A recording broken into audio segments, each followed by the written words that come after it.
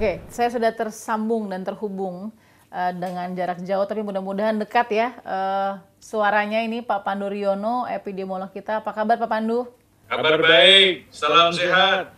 Alhamdulillah sehat ya Pak Pandu ya. Jadi saya sudah cukup banyak baca bagaimana pernyataan Pak Pandu. Di tengah-tengahnya agak sedikit, sebagai jurnalis pun ada perasaan traumatis melihat tanggal yang sama masuknya varian baru B117 dengan pada saat itu COVID-19 pertama kali masuk ke Indonesia. Ini tentu bukan coincidence, sudah takdirnya seperti itu. Tapi pertanyaan saya ke Pak Pandu yang langsung mengeluarkan statement di beberapa kesempatan kepada awak media, jangan anggap remeh masuknya varian baru ini.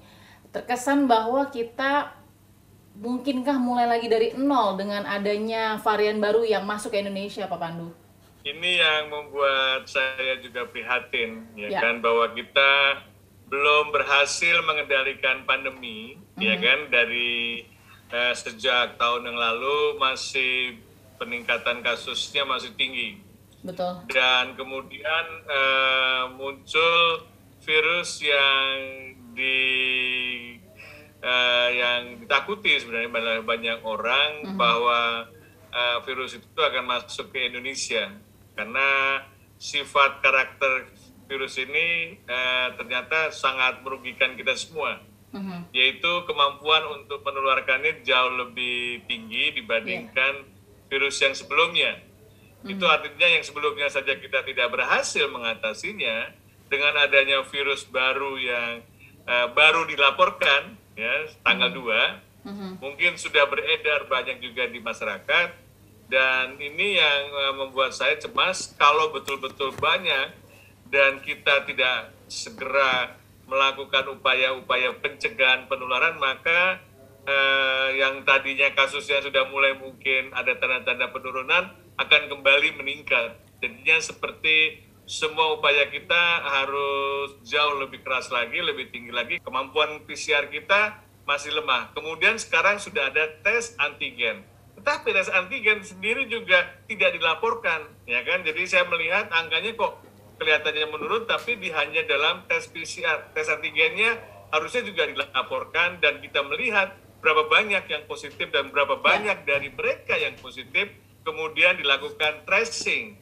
Tracingnya jangan setengah-setengah. Jadi kita betul-betul mengidentifikasi sudah ketemu siapa saja, berapa lama ketemu, ngapain apa saja, sehingga kita bisa mengenali kemungkinan orang-orang yang menjadi suspek dia juga sudah terinfeksi atau sebenarnya asal infeksi tadi. Dengan demikian kita tes lagi, kemudian kita isolasi.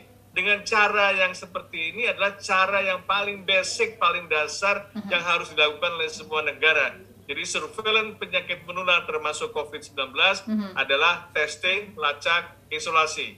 Ini nggak bisa ditawar-tawar, apalagi dengan adanya jenis virus yang baru, yang B117, itu di mana kemampuannya penularannya hampir 2 kali lipat daripada bahkan di Inggris dikatakan 70% lebih tinggi kemampuannya. Jadi kita harus kerja lebih keras untuk meningkatkan testing, lacak, dan isolasi supaya kita betul-betul bisa memutus rantai penularan.